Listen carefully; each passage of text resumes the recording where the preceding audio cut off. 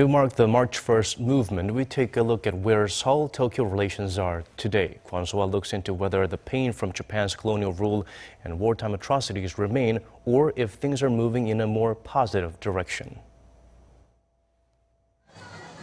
They enjoy each other's culture, like to travel to each other's countries, and are major trade partners.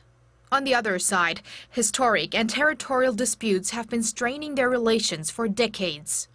The Korea-Japan relationship is still struggling today, decades after Japan's colonial rule over South Korea and beyond Korea's liberation from the neighboring country. That includes Japan's sexual enslavement of Korean women before and during World War II, as well as its attitude toward those crimes. On that front, hope for a breakthrough sprouted on December 28th last year.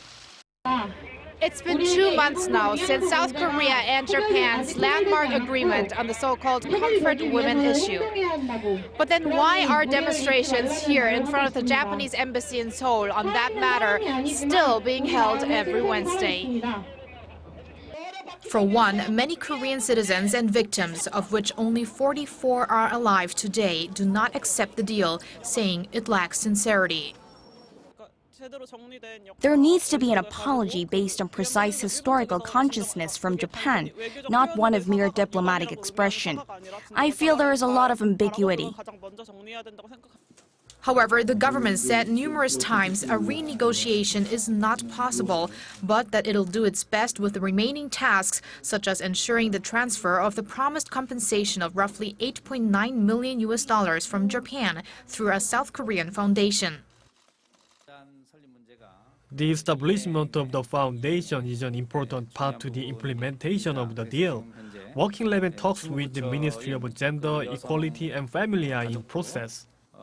But experts say that despite the achievements between the two governments, there is more work to be done. We all know that we have attempted many things to normalize our relationship with Japan, but it has been pretty much limited on the government level. But the people-to-people level is not really good yet. Along with step-by-step improvements in the political and diplomatic arena, we should expand our bilateral project to boost economic cooperation. And during that process, anti-Korea and anti-Japan sentiment could be reduced. That may take some time, though, as Japan's sincerity about improving relations with Korea is being questioned.